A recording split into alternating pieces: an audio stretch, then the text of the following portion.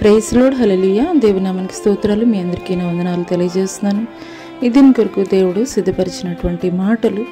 ప్రియ సహోదరి సహోదరుడా, నీవు ప్రార్థన చేసేటప్పుడు కేవలము భౌతిక సంబంధమైనటువంటి అవసరతల కొరకు మాత్రమే ప్రార్థన చేస్తున్నావా, లేదా ఆధ్యాత్మికమైనటువంటి విషయాల్లో కూడాను నేను ఎదగాలి అని నువ్వు దేవుని సన్నిధిలో ప్రార్థన చేయగలుగుతున్నావా?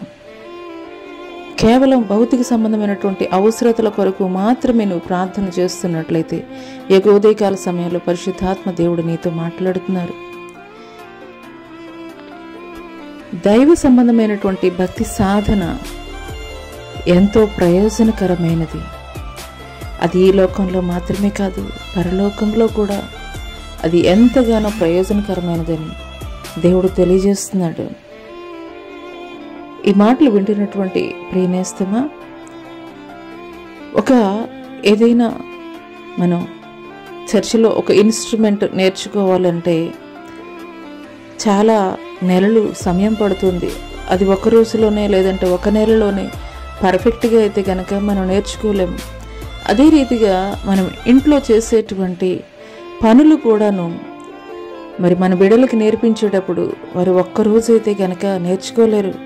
ప్రతిరోజు కూడాను వారికి నేర్పిస్తున్నప్పుడు, వాళ్ళు నేర్చుకుంటున్నప్పుడు ఖచ్చితంగా మరి కొన్ని దినాలకి వాళ్ళు చేసేటువంటి ఆ యొక్క పనుల్లో పర్ఫెక్ట్నెస్ అనేది పొందుకునేటువంటి వారుగా ఉంటారు.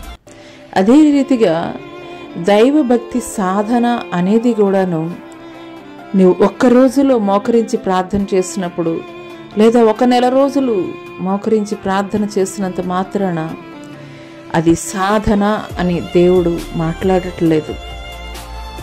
అది ఏ రీతిగానంటే గనక నిన్ను నువ్వు పర్ఫెక్షన్ చేసుకోవాలి. నీలో దేవునికి అయిష్టమైనవన్నీ కూడాను విడిచిపెట్టి నువ్వెప్పుడైతే దేవుని దృష్టికి యోగ్యురాలిగా యోగ్యుడిగా నువ్వు ఆయన దృష్టికి నువ్వు కనపడతావో నిశ్చయముగా అప్పుడు ఆయన ఆత్మ సంబంధమైనటువంటి వరములతోటి, ఆత్మ ఫలాలతోటి దేవుడిని నింపేవాడిగా ఉంటాడు.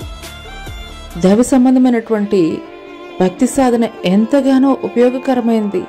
ఈ లోకంలో ఆరోగ్యం కొరకు మనం ఎన్నో రకాలైనటువంటి ప్రయత్నాలు చేస్తూ ఉంటాము.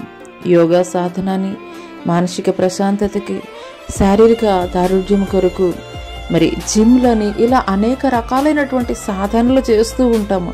ఇది కేవలం శరీరానికి మాత్రమే ప్రయోజనం అవుతాయి. కానీ నువ్వు దైవ సంబంధమైనటువంటి భక్తి సాధన ప్రతి దినము నువ్వు చేసినప్పుడు ఖచ్చితంగా ఈ లోక సంబంధమైనటువంటి ఆశీర్వాదాలు మాత్రమే కాదు, ఆత్మవరాలతోటి దేవుడు నిన్ను నింపుతాడు.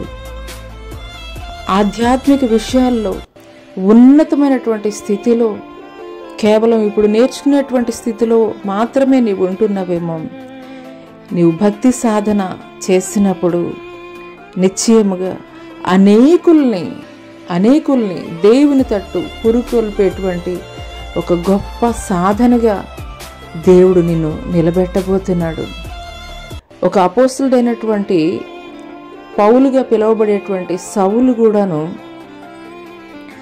ఎంతో భయంకరమైనటువంటి హింసకు గురి చేశాడు దేవుని ప్రజల్ని.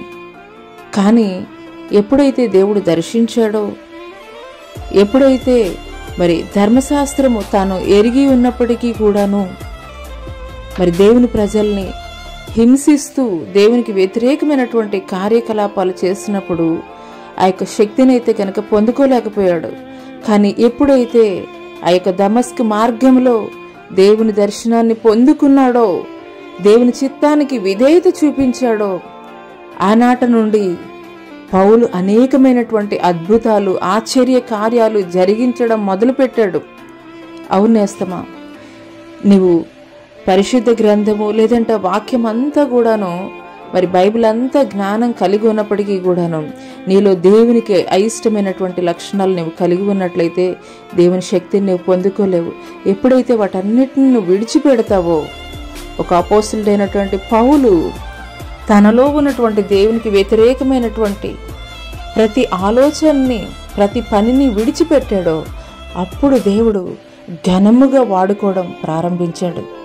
ఈ మాటలు దేవుడు నా కొరికే మాట్లాడుతున్నారని నువ్వు విశ్వసించగలిగినట్లయితే నువ్వు పరిశుద్ధ గ్రంథాన్ని ప్రతిదినం చదవడం, ప్రతిదినం ప్రార్థన చేయడం మాత్రమే కాదు, దేవునికి అయిష్టమైనవి నువ్వు ఎప్పుడైతే విడిచిపెడతావో అప్పుడు ఒక గొప్ప శక్తిగా దేవుడు నిన్ను కూడా వాడుకుంటాడు. అట్టి కృప దేవుడు నీకు దయచేయునుగాక. ఆమెన్.